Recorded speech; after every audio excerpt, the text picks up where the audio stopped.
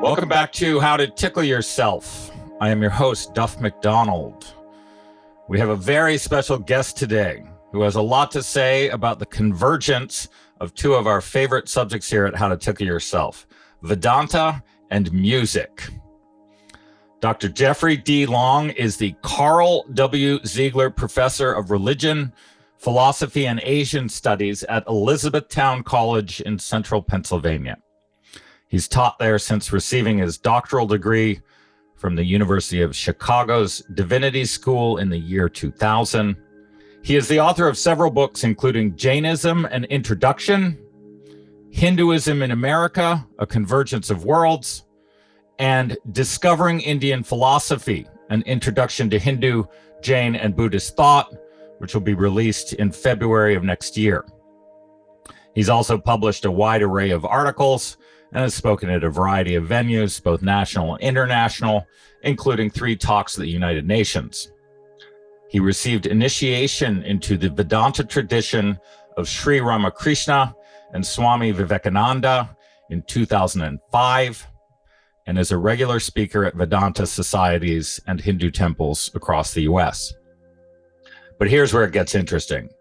Dr. Long, like many of us, is a lifelong fan of the Beatles, and George Harrison in particular. His book on Jainism includes a section on George Harrison, and he's given talks on the influence of Vedanta in Harrison's music.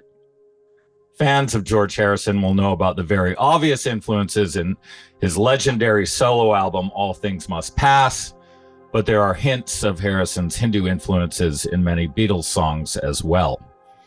We're so excited to speak to Jeff about so many things: Hinduism, George Harrison, Sri Ramakrishna, Swami Vivekananda, Sri Aurobindo, and the Bhagavad Gita. So settle in. It's going to be a long one. Welcome to the show, Jeff. It's great to have you. Thank you so much for having me. I'm grateful to be here.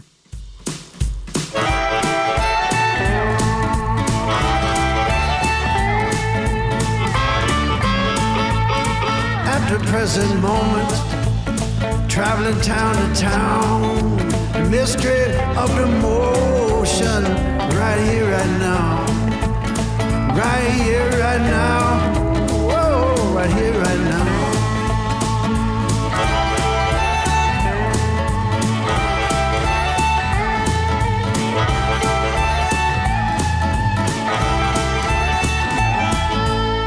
So I was telling listeners, I was telling Jeff that just before, when I was writing his intro this morning, I stumbled on a depository of the papers that he's written on these various subjects a couple hours ago and fell into the most wonderful rabbit hole of all time.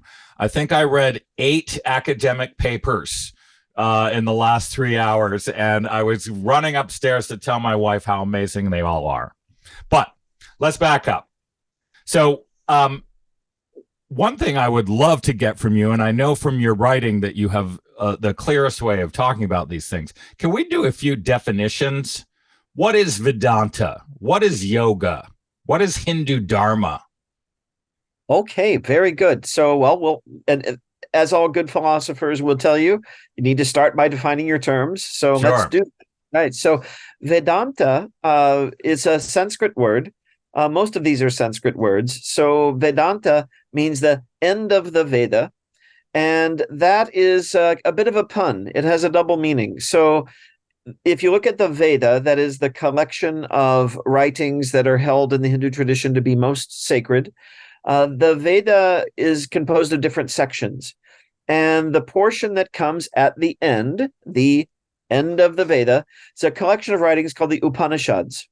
And Upanishad itself has several meanings, but it's often translated as secret teaching. Of course, today the secret is out. You can read the Upanishads on the internet. But in ancient times, Upanishad basically refers to something your teacher leans close and whispers to you. And it consists of the end of the Veda in the sense of being the final word, you can say. What the Veda has been leading up to is the secret that is conveyed in the Upanishads. And that secret, I'm going to let the secret out, which again, it's been out for centuries, is that the essence of existence, the infinite reality from which all actuality and possibility emerges, is identical with our own self. That we, being part of that infinite reality, partake of that same spiritual essence. So we are that fundamentally. And so that is Vedanta. Yoga is also a Sanskrit word. It's cognate with our English word yoke, and it refers to something which unites or reins in, you could say, the mind and its scattered energies, and reconnects us back to our authentic self. And of course, the classic text of yoga is the Yoga Sutra of Patanjali. It defines yoga as, in Sanskrit, all these things sound better in Sanskrit, but he describes yoga as chitta vritti nirodha, which means the cessation or the calming of the waves of the mind, the modifications of the mind. And Swami Vivekananda uses a beautiful metaphor to describe this. He's imagined the mind, not the brain, that's the physical organ of consciousness, but the mind, our center of consciousness. If you can visualize that as a lake, as a body of water, it has waves on the surface. If you look at a lake with waves on it, you really see nothing but waves. But when we calm the waves of the mind, calm the waves of consciousness, then a couple of things happen. When you look at a calm body of water, you can see reflections, you can see mountains and trees and yourself. And in the same way, our mind, when it's calm, it accurately reflects the reality around us, right? Our reality is normally often distorted by our desires and our fears. Similarly, when you look at a calm body of water, you can see beneath the surface. You can see fish swimming underneath. You can see the pebbles down below. Similarly, we can see deeper into our own mind, our own consciousness, when we calm the waves on the surface, which represent our thoughts, our emotions. And so yoga is the process of calming all of that. Now, listeners might wonder what that has to do with stretching in the gym and yoga pants and all of these things. And this has all emerged because practices were developed in India long ago to aid this practice of meditation, this practice of yoga, this calming of the mind. And those practices were found to themselves have healthy benefits. They do good things for the body. And so the body being a big focus of our Western civilization, something you can do to feel healthier and to live longer and to look younger and so, is very attractive to people. So they're often drawn to that. The meditative part may be emphasized. It may be not in the modern sort of Western approach. But the original concept is it's really all about mind and consciousness. So the body is the vehicle for that. So that's yoga. Hindu dharma. I'll take the term dharma first. It's the basic order of existence. The universe is not a random place, according to the teachings of the ancient Indian traditions. What often appears to be chaos is just a highly organized system that we don't understand yet. To us, it seems to be chaos. Once you get to know it, it makes perfect sense, right? So there is an order of things. That order manifests at various levels of existence. So you could call the laws of physics a manifestation of dharma, but the dharma that the Hindu texts are most often concerned with is human beings dharma, which means how do we fit into society with one another and into the larger cosmic framework. So if you ask the average Hindu, what does the word dharma mean? They'll usually say duty or responsibility. And that's connected to that idea of cosmic order because, well, your duty is an effect of your place in that order. And your place in that order is an effect of all of your past choices that you've made, not just in this life, but in countless lifetimes. Hindu dharma refers to that specific set of teachings and ways of living and practices that we today call by the name Hinduism, but that name is a relatively recent phenomenon. But it is a name that Hindus increasingly today wear with pride because it's a very old collection of traditions. There's a lot of wisdom there. And India is experiencing a bit of a resurgence. It was colonized. It was really sort of crushed under the heel of European domination for a long time, and it became an independent country back in 1947, and increasingly people around the world are beginning to see and appreciate the things that India and its traditions have to offer, including people like George Harrison, right, who reached the apex of wealth and fame and found that he was no happier than before. In fact, to some extent, less so. And when he first heard Indian music, he said it made more sense to him than anything he'd ever heard. He felt drawn to it right away, and that became that was the spark for a lifelong journey. And I think many of us have had experiences of that kind, where something causes us to take a deeper look at this culture and this tradition and all the things it has to offer. You know, you make a great point. So I stumbled into this realm myself in the last couple of years, and Vedanta, sort of broadly speaking, made so much sense to me. The clarity and the sort of tools for thinking about my own reality. And you quoted someone in one of your papers that I read this morning. I just want you to expand on this idea. I forget who said it. You won't. Vedanta is not a religion, but religion itself in its most universal and deepest significance. Yeah. Who was that? Sarvapalli Radhakrishnan. He was an Indian philosopher, and he was I believe the president of India. I sometimes, is it vice president or president? Someone can Google that. He was, and he was also, I believe, the ambassador of India, I think, to the Soviet Union for a period of time. Very distinguished statesman, but most known for his contributions to education and to philosophy. He was a philosopher himself, and he also wrote about Vedanta. He wrote about Buddhism. He wrote translations of texts like the Bhagavad Gita, the Dhammapada, which is from the Buddhist scriptures, the sayings of the Buddha, and very, very distinguished Indian thinker of the 20th century.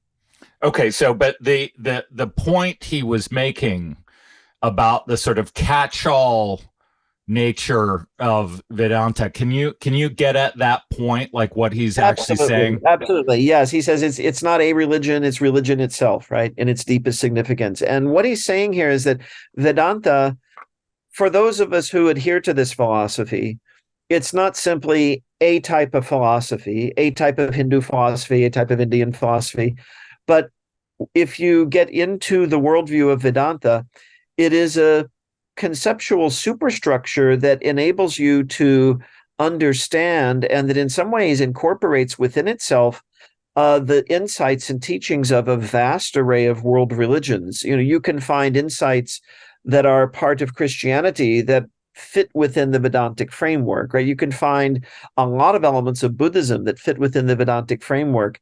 You can find aspects of modern science that fit within the Vedantic framework. So it's kind of a universal philosophy, right? A universal philosophy and kind of a universal religion, in the sense that it involves practice, it involves a way of living, and its depth and its breadth are simply amazing.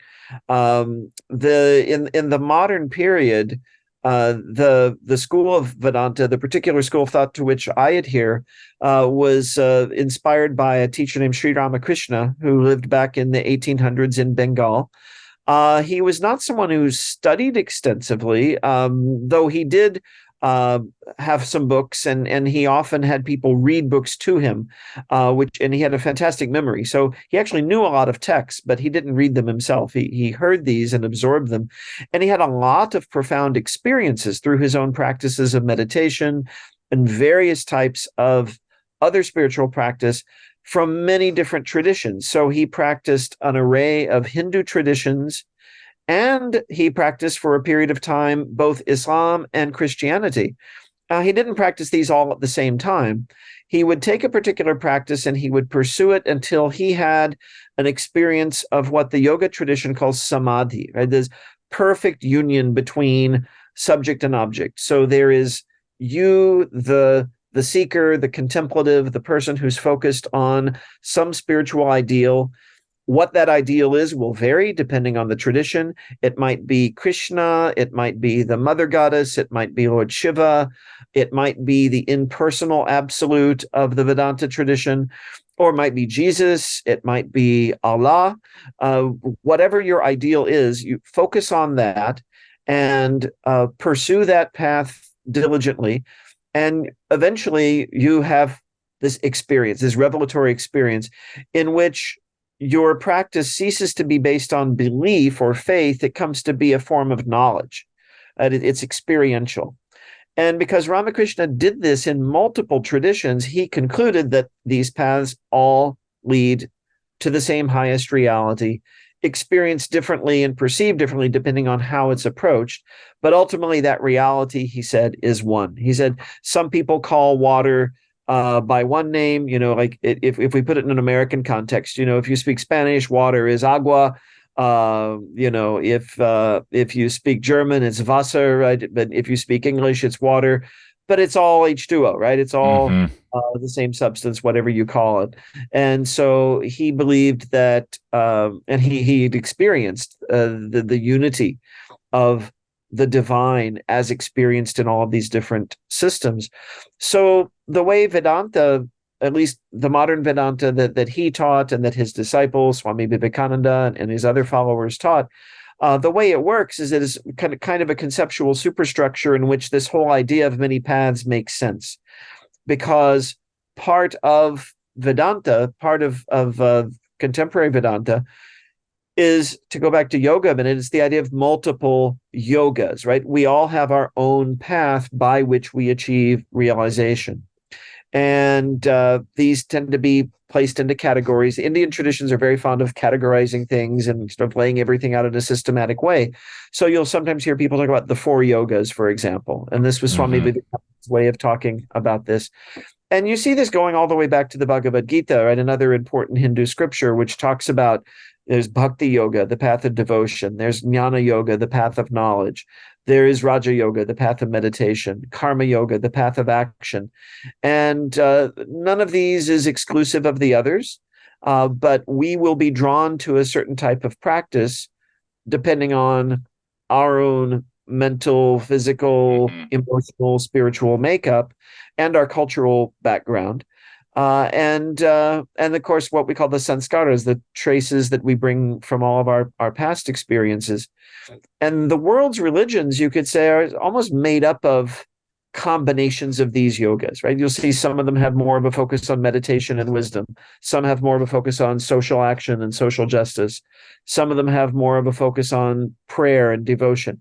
And they're all important, right? They're all different facets of how we experience that infinite reality that we're all part of and that we're here to realize and experience. And I guess this just occurred to me, and it may be self-evident, but that catch-allness of Vedanta is obviously connected to the concept of Brahman, which is the unity of all things. So it's no surprise that it's not a religion, it includes it all, because if it's all one thing, then it's all one thing. Exactly. Yeah, I had an interesting interaction a long time ago with someone who was saying to me, which God do you pray to, right? Or which God do you invoke, and so on. And this person was Christian, and I said, well, isn't there just one? And it was I almost felt like saying, who's the real monotheist right here? Because he was working with the idea that, there was his God, right? The God he believed. And then other people had their gods. And the Vedantic way of thinking of it, as I understand it, is, well, we might each have our own idea of God, but the reality is what the reality is, right? And you see this going all the way back to the oldest of the Vedic texts. The Rig Veda says, Ekam sat vipra bahuda varanti. The reality is one, but wise people speak of it in many different ways, right? Because it is multifaceted, it is infinite, it is beyond anything that any one of us can conceive. So there are many ways to talk about it, many ways to think about it, and they're all to be learned from and respected. Sure. I've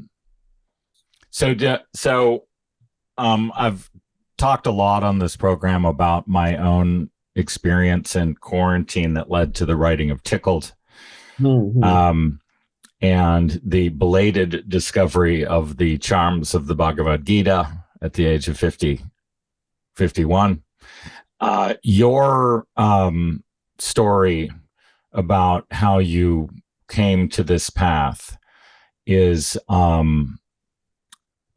really moving, but also profound in its implications, I think. Would you mind sort of recounting what brought you here? Sure. And I think we're about the same age, it sounds like, from what you just said. 52? Yeah, well, I'm 54. So, okay, I'm ahead by a couple of years. All right. So, yes, I came to this path through, there were several facets, several aspects of this. But when I was very young, I grew up in a small town in Missouri. I grew up in the Catholic faith. And I was happy with that. I was not a sort of, a rebel in that sense of, I liked church and even thought I would like to be a priest. My father was in a really terrible accident when I was 10. And then about a year and a half later, his life ended. He actually found a way to end his own life. Hard to believe because he actually was quadriplegic. But we went through this ordeal of about a year and a half. We, meaning he, my mother, myself, and all of our extended family and people who were close to us. And in the wake of that, I became even more interested in religion than I already was. Like I liked the church and so on, but I became intensely interested in especially the question of the afterlife. What happens next? Does anything happen next? And the question of suffering. Why do things like what happened to my father happen? Is there some meaning or purpose behind it all, or is it just all random? And this became a very urgent question for me. And I found a lot of wisdom in what the church taught, but I also found there were some questions that I was not entirely satisfied with in terms of the answers. Particularly, the idea of an afterlife as such, it was something I felt very drawn to. It seems to me that if you suffer the way my father did, right, his body basically became a prison. And I felt that when his life ended, I felt that he had freed himself from that. I've never blamed him for it. I was never angry with him for it. I was almost like, good for you, Dad, though I felt the loss of his physical presence in my life. But I thought that he had done the right thing for himself and that he was free. If your body can become a prison, that suggests you're not the body. There's the body and there's you, right? I've since lost other loved ones to cancer, right? That's the body essentially turning on itself, right? If your body can turn on you, if it can become your enemy, it's different from you, right? Now, that's not a tight philosophical argument, but it's kind of an intuition. There's me, there's my body. And so it seemed to me to be a perfectly rational thing to say that there's some essence of us that continues on. But then what happens next? So, of course, in Christianity, you have the idea of heaven and hell. That bothered me because in addition to growing up in the church, I also loved science. I was a big fan of Carl Sagan and Cosmos when I was growing up.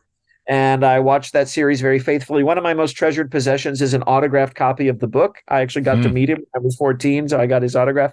So he had something called the Cosmic Calendar, where he had the whole history of the universe from the Big Bang to the present compressed into one calendar year. And it's interesting, like the Earth itself doesn't even form until about September, right? And all of human history, the last 5,000 to 6,000 years of recorded history is like the last second before midnight on New Year's. Right. And I thought that is just the few billion years that our universe has existed.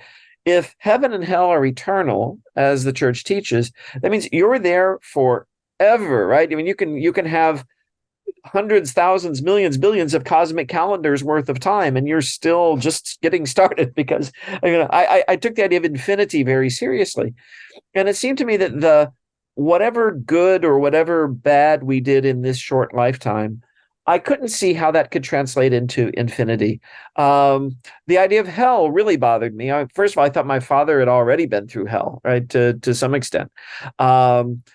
Whenever I was naughty, which wasn't very often, but when I was naughty as a child, my parents would punish me, and they would always say, this is to teach you to be better.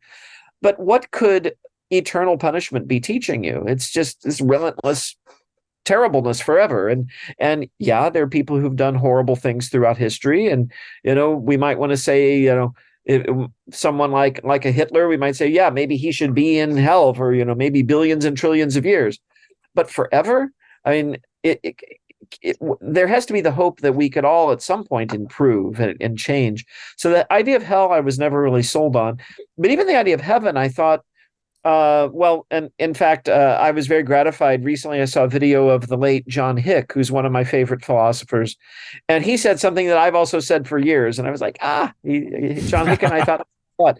He said he liked the idea of rebirth. He said, because he didn't know anyone who was bad enough to go to hell or good enough to go to heaven, right? We all have our flaws, and we all have our, most of us are not really evil. We may be short-sighted, maybe a little selfish, but evil is I would say something that I think I would like to think is relatively rare. I think it's more common than we like to think, but even people who engage in evil, we often see they've been terribly hurt by something and that they're responding to. So there's a larger story there.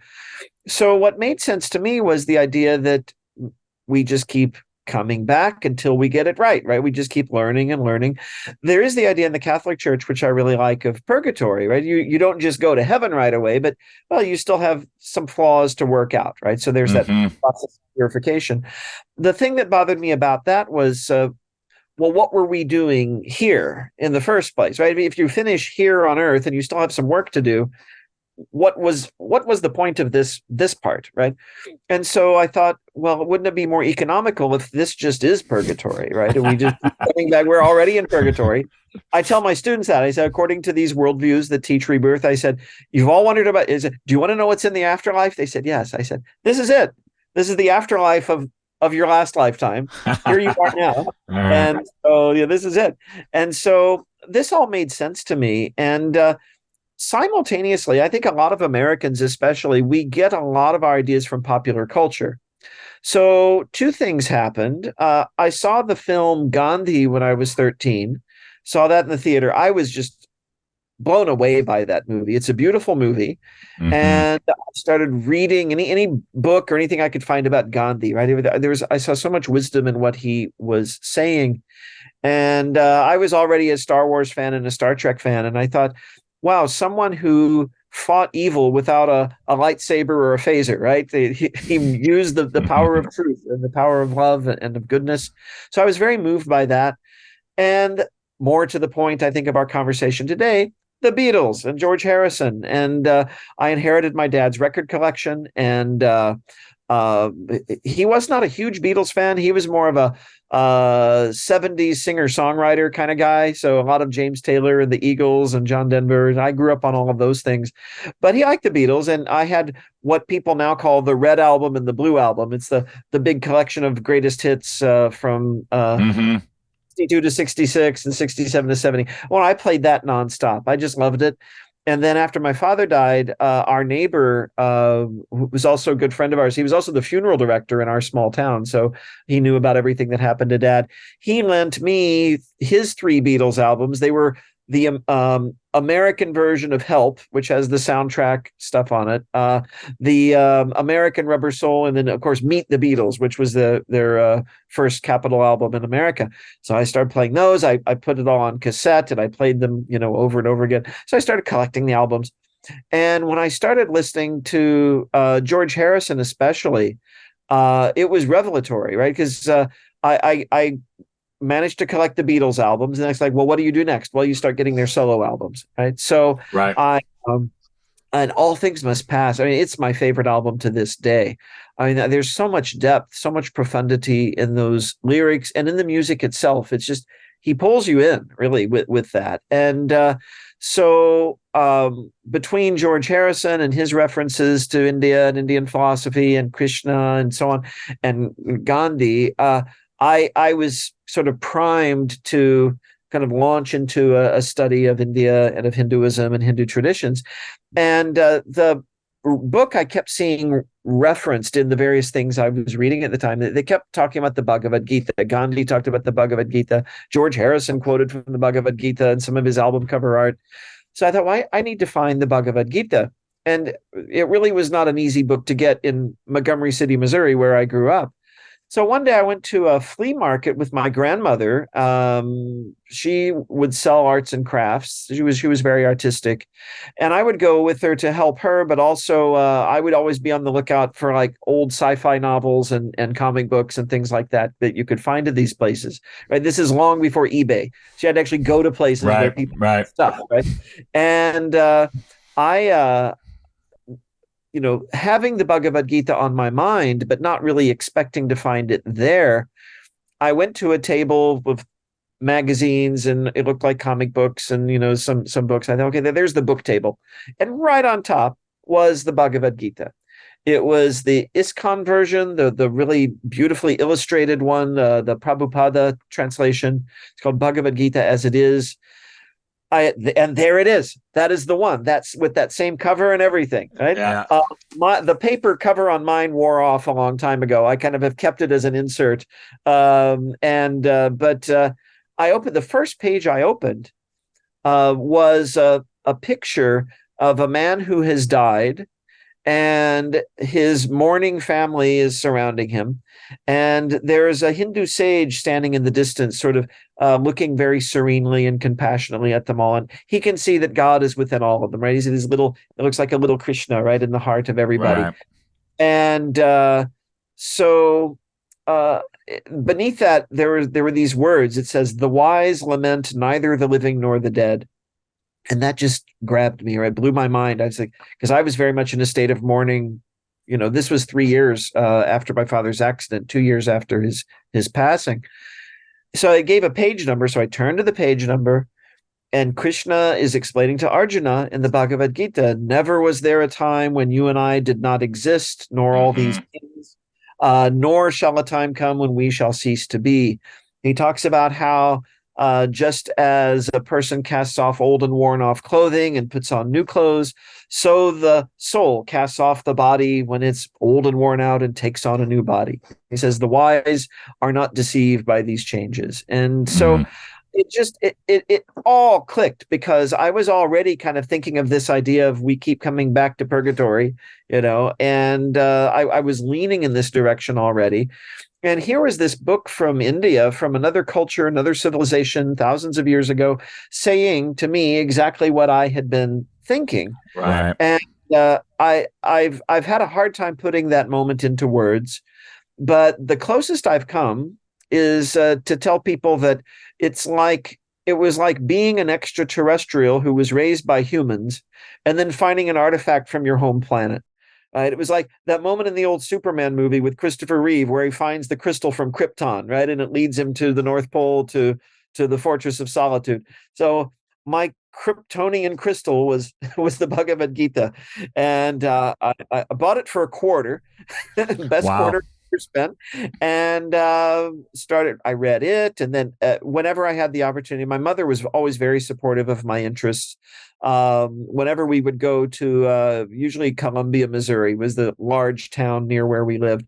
Whenever we went to the mall, we'd always go to the bookstore, and she'd always say, "Okay, you can get a book." And so I gradually collected Paramahansa Yogananda's Autobiography of a Yogi, Aldous Huxley's The Perennial Philosophy, about 5 more different translations of the Bhagavad Gita by different authors, the Tao Te Ching, the Quran. You know what I'm reading right now, all of these things, which I just stumbled on. There you go, Swami Abhedananda's Gita. Yes. I'm in Wonderful. volume 2. It is amazing. Yes. There's Yes. it's a bit of a challenge. This one's got some typos. They had some translation issues. But let me segue here into one of my favorite topics of all time. I told you before, essays on the Gita, Sri Aurobindo. Yes. Without a doubt, my favorite book ever. Aurobindo occupies an interesting place in Vedanta and the sort of history of Indian philosophical thought. But I know that you are also a fan. Yes. I quote him almost every episode to close the episode. As a scholar of this stuff, can you, both for my benefit and for the people who I forced to listen to me read his sometimes lengthy quotations, can you put him in context for us? Absolutely. So Aurobindo, born in the late 19th century and lived well into the 20th. And he was Indian, but a lot of his early years were spent in the Western world. And in fact, in the UK, he had his education in Cambridge. His father was an Indian civil servant, but this was during the time of the British Empire. So he worked for the British government. And so Aurobindo grew up getting a thoroughly Western education. He read voraciously. He knew philosophy. He knew English analytic philosophy. He knew continental philosophy. He knew his Kant and his Hegel. And, he was very well versed in Western philosophy. Then he went to India, ostensibly to be a civil servant like his father, and saw the condition of the people, of the country, and what the British were doing. So he joined the independence movement. And this was not the Gandhian peaceful movement. This was the, we got to kick these guys out of here movement. And so he was involved in a plot to assassinate a British official. He got sent to prison in the Andaman Islands. And much in the way that some of us, I think, tried to make the best of the COVID pandemic by using the solitude to meditate and to study and to think, Aurobindo spent a very productive time in prison. He did yoga, he studied, but he also delved deep into himself. And by his own account, he had a number of visionary experiences. He had visions of Lord Krishna. He had visions of Ramakrishna, whom I mentioned earlier, and of Ramakrishna's chief disciple, Swami Vivekananda, who famously came to the Western world. And so there are many of us who see Sri Aurobindo as being in a kind of continuity of the lineage with Sri Ramakrishna and Swami Vivekananda. Some people will tell you these are two different schools of thought. Institutionally, yes. There's the Sri Aurobindo ashram. There's a whole structure that he developed in his lifetime. And his closest disciple, Mira Alfassa, called the Mother, who was a French woman, basically took over his organization after his time and continued on in manifesting his teachings to the world. But for many of us, there's really no contradiction between them. In fact, he takes certain threads of Swami Vivekananda's thought and elaborates them further. To me, his magnum opus is The Life Divine. It's a massive book. Yeah. I see it as a fitting sequel to the complete works of Swami Vivekananda. Just a quick example, there's a term that Swami Vivekananda uses occasionally. He defines it, but he doesn't elaborate on it very much. But he uses this term involution. Okay. Yeah, involution is the other side of the coin of evolution, right? So we might look from a scientific perspective at consciousness is evolving from simpler life forms, first from matter and then from simpler life forms. But you can also look at it from a spiritual plane as consciousness becoming involved in matter, right? So what looks from one side to be an evolution is from the other side the descent into the material of the spiritual. And they're two great syntheses. I think there are more than two, but I'm going to talk about two two great syntheses that happen in Sri Aurobindo's work. The synthesis of East and West, because he immerses himself thoroughly in Sanskrit and in Indian philosophy in the same way that he did with Western philosophy. So he's equally conversant with both, and there are very few people who can make such a claim. And so he's able to draw on both traditions, and he knows where the strong points are and where the weak points are, and he pulls it together.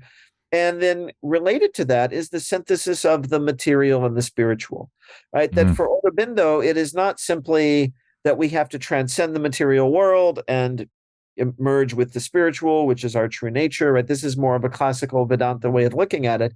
He says, that's true, but he says there's also a point to the involution, that spirit manifested in and as this material world for a reason, right? To fully become what it is otherwise only in potential. So spirit has manifested as all of this, right? Brahman has become this whole world. And this is a little closer to Ramakrishna's teaching than it would be to what we call classical Advaita Vedanta. In classical Advaita Vedanta, there's a tendency to talk about the world as sort of illusory, right? Yeah, quite real. And what that means, I think, is it's unreal relative to the ultimate reality, but it still has a purpose, right? So Ramakrishna says that after one has attained enlightenment and realize the truth of Brahman, he says there's a step even beyond that, right? So there's jnana, which is knowledge, but then there's also what he calls vijnana, which is knowledge beyond knowledge. He says that the vijnani, the person with that knowledge, sees that Brahman has in fact become all of this, right? So it's not just that you need to set this aside and focus on God. It's like, this is God too. All of this is God. Your God. All of this is God. And so Aurobindo really kind of runs with that idea, right? He talks about the manifestation, the descent of what he calls the supermind and the superconsciousness. These are all sort of levels and aspects of this broader involution of consciousness into this plane of reality. So yeah, it's like if you start with the Gospel of Ramakrishna, then you have the complete works of Vivekananda, which kind of puts it in a little more philosophical vein. And then you have the Life Divine, which then kind of brings that into our kind of scientific framework and thinking in the modern world. And it's just beautiful. And then, of course, another important figure I have to mention, because we talk about these men all the time, but the Holy Mother, Sharada Devi, who was the wife, the spiritual companion of Sri Ramakrishna, her wisdom, I think, underlies everything, really. I mean, she is Ramakrishna himself. We talk about someone, we'll say a guy who really loves his wife, we'll say he worships his wife. Ramakrishna literally worshipped his wife. He had a puja, he had a ceremony in which he worshipped her as the mother goddess when she first came to actually live with him. They were married, probably more appropriate to say betrothed, when she was still a child. But when she was 19, she came to live with him, and he did this ceremony. And after he passed on, she really became the moving force behind the Ramakrishna movement. Swami Vivekananda and the others wouldn't do anything without her okay.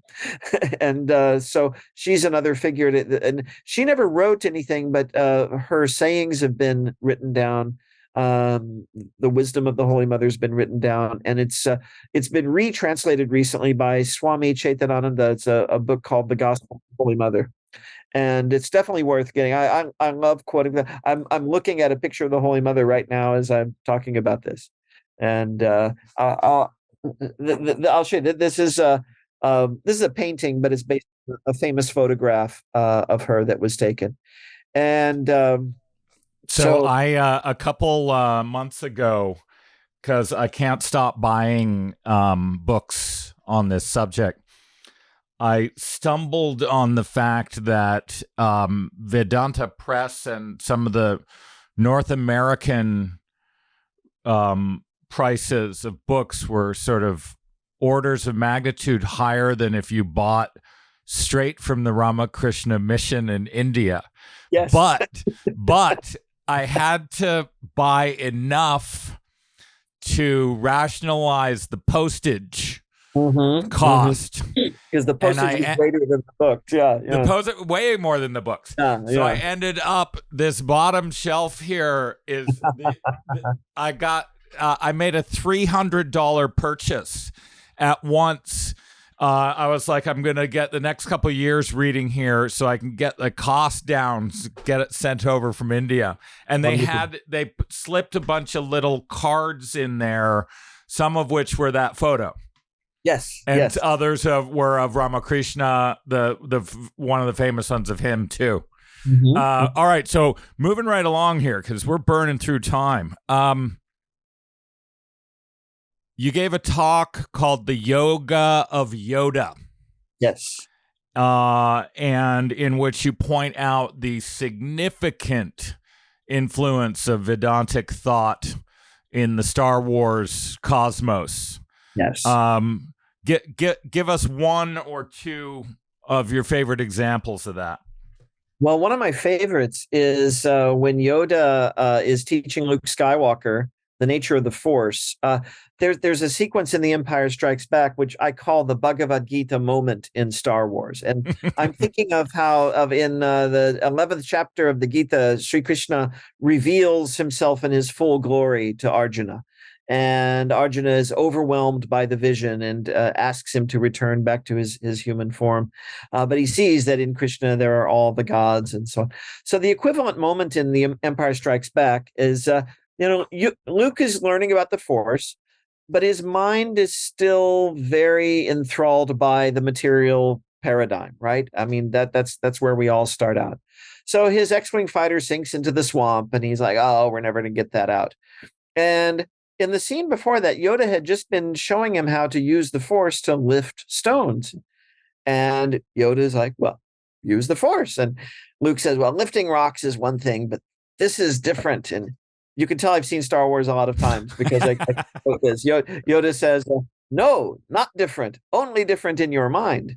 And Luke is very frustrated. He's, oh, you want the impossible, right? He thinks Yoda's giving him a hard time. And then in this wonderful moment, Yoda shows his full glory.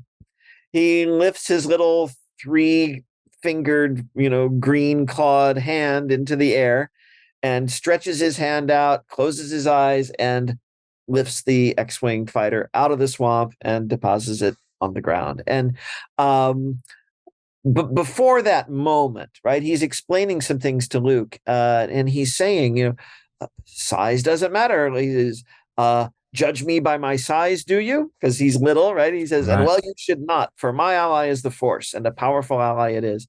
And he pinches Luke on the shoulder. He says, luminous beings are we, not this crude matter. Right? And I remember when I saw The Empire Strikes Back in the theater the first time, and this is before I had gotten into Hinduism, but my father was in the hospital at that point. He was in a rehab facility at this point, and trapped in his body.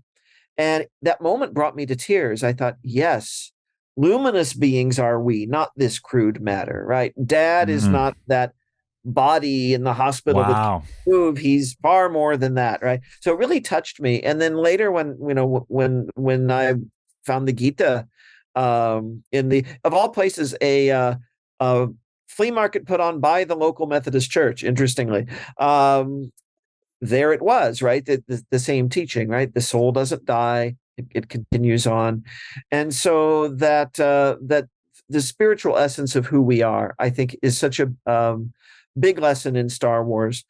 And another favorite scene of mine, and I don't know what people are going to think of this, because the film that a lot of people love to hate is The Last Jedi. It's one of the more recent films, but there's a fantastic scene in that film. I call that the Chandogya Upanishad moment in Star Wars. In the Chandogya Upanishad, there's a dialogue between a father and son. The son has gone and studied the Vedas, and he's come home, and he's full of things he's learned, and he's kind of arrogant, right? And so his father decides to teach him some humility. So he says, okay, you've learned everything that you've learned. Have you learned the knowledge through which all things are known? He says, no, they didn't talk about that in school.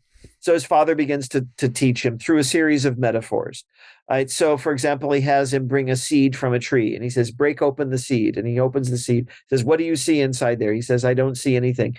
He says, that subtle essence that you cannot see, that contains the essence of this whole tree that's going to grow from the seed. And then he says, that subtle essence that you cannot see, he says, that you are, right? This is the famous tattvamasi, you are that, or that is your nature as well. So he has several of these lessons that he gives his son, and his son becomes enlightened from this. So in The Last Jedi, there's this great scene where Rey wants to learn about the Force. She has a lot of potential in it. And so Luke says to her, now Luke is the wise man, right? Now he's the elder. He's in Yoda's position. And now, like Yoda had to deal with him, he has to deal with this young person who, thinks they know how it all works. And he says to Rey, tell me what you know about the Force. And she says, it's a power the Jedi use to lift things. That's like what she knows. And he says, that's wrong. So there's several parts of the scene that are quite funny. He says, first he has her close her eyes, take a deep breath, and he says, reach out. He means with her mind, but she's, again, like Luke used to be, she's stuck in the materialistic paradigm, right? So she sticks out her hand. He kind of rolls his eyes. Then he takes this, looks like a palm leaf. He starts to sort of tickle her hand with it. And she says, oh, I feel something. He says, oh, you do? And she says, yes. And he says, oh, that must be the Force. And she gets all excited. Then he smacks her arm with it. A little like a Zen master there, right? He's like, okay.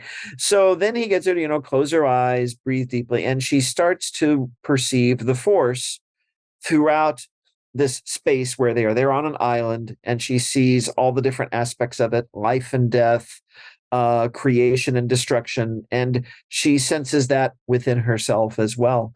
And he says, that's the Force. And he says, it doesn't belong to anyone. It doesn't belong to the Jedi. It's that essence that binds all things. And so this idea of there's a universal essence that is within all of us, this I think is one of the big themes of Star Wars where I see a lot of influence of Vedanta.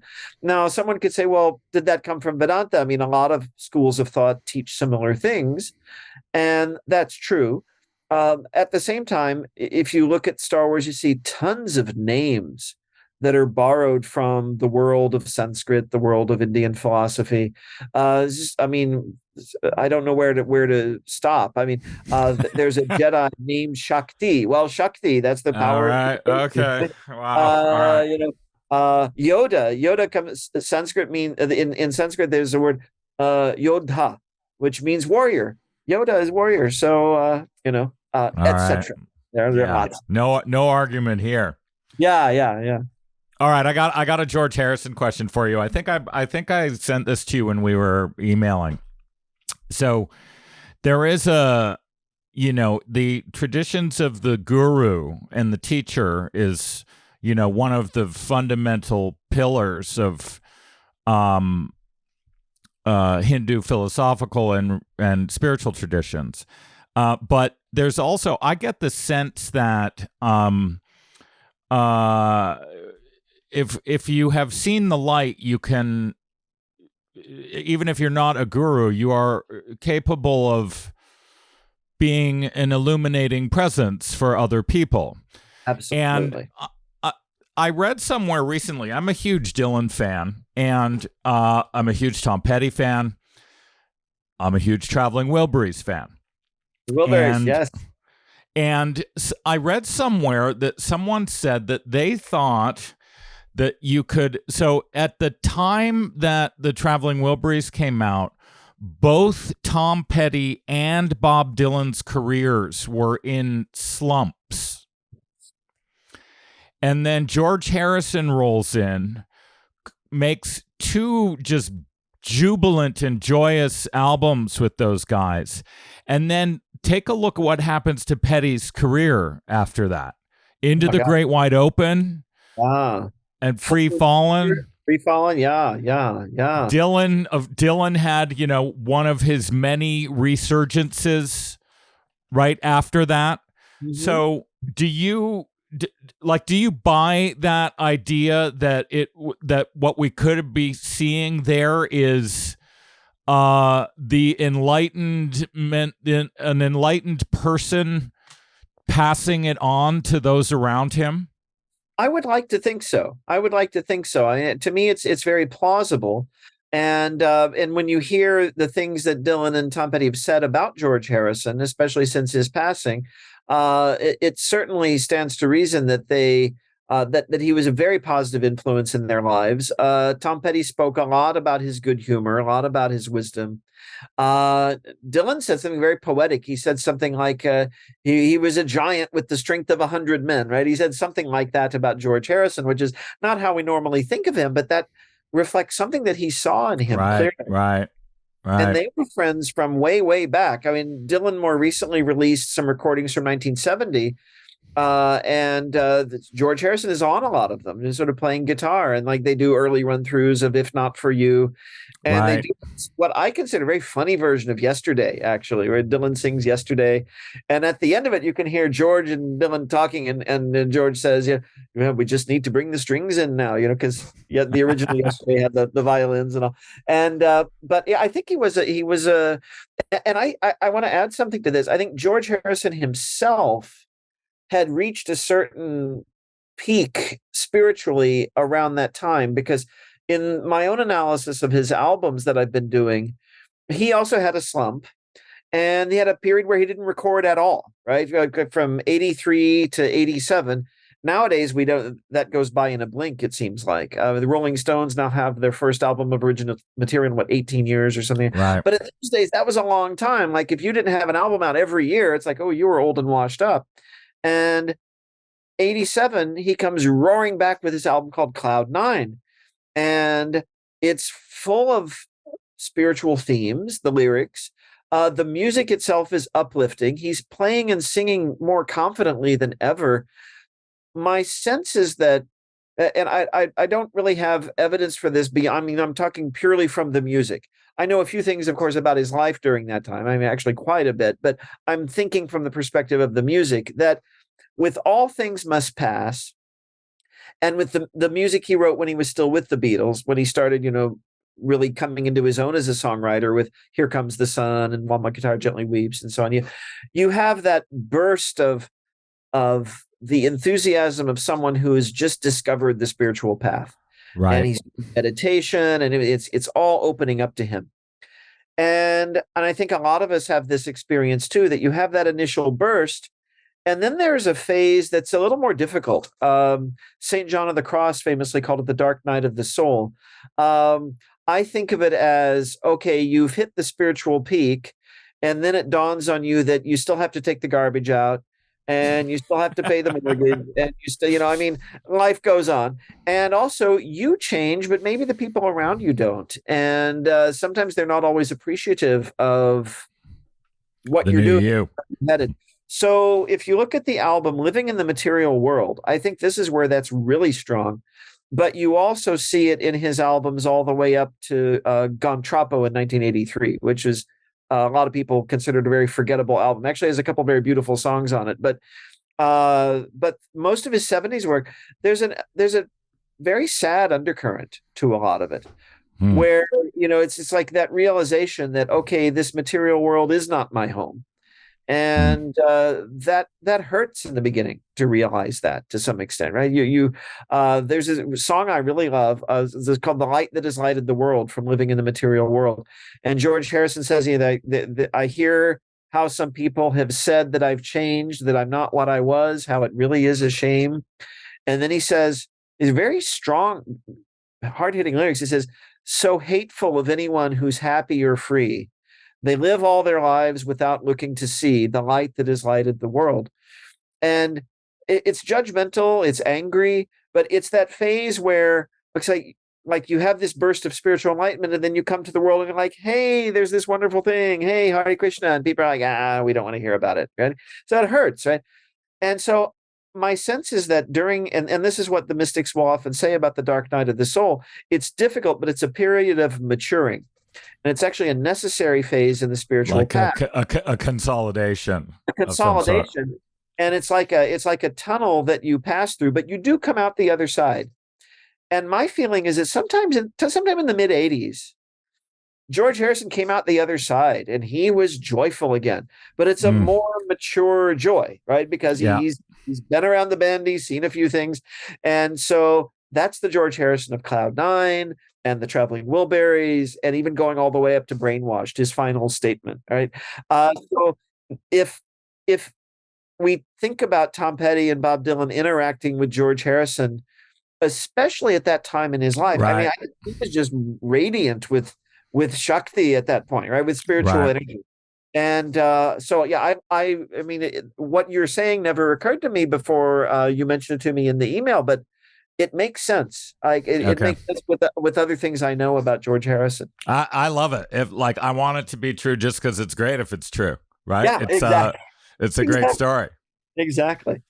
We are running out of time here. I wanted to show you one thing that if we're talking about the interconnectedness of things, because I'm on a never-ending book purchasing spree, that I can't even keep up with the reading. I was reading the Divine Message by Swami Vivekananda. Yes. And he cited this book, Krishna. It's a 2-volumer by Swami Prabhupada. And it arrived the other day, and I just started flipping through it. And there's an introduction by George Harrison. Yes. So the proof of the pudding is in the eating, he says there. Right. Yeah. I love it. It's all coming together now. Right. But before we conclude, in fact, I have to show you the T-shirt I'm wearing today. This is George's logo for Dark Horse Records, his own record company. He took from Hindu symbolism for that too. So wow. Yeah. Wow. I've got 3 Jeff, of these. We've got to stop, but I don't want to stop. Can we keep doing this? Can we do it again? Absolutely. Yeah. We just have to find the time and the place, and we'll just continue this conversation. I think that would be wonderful. This has been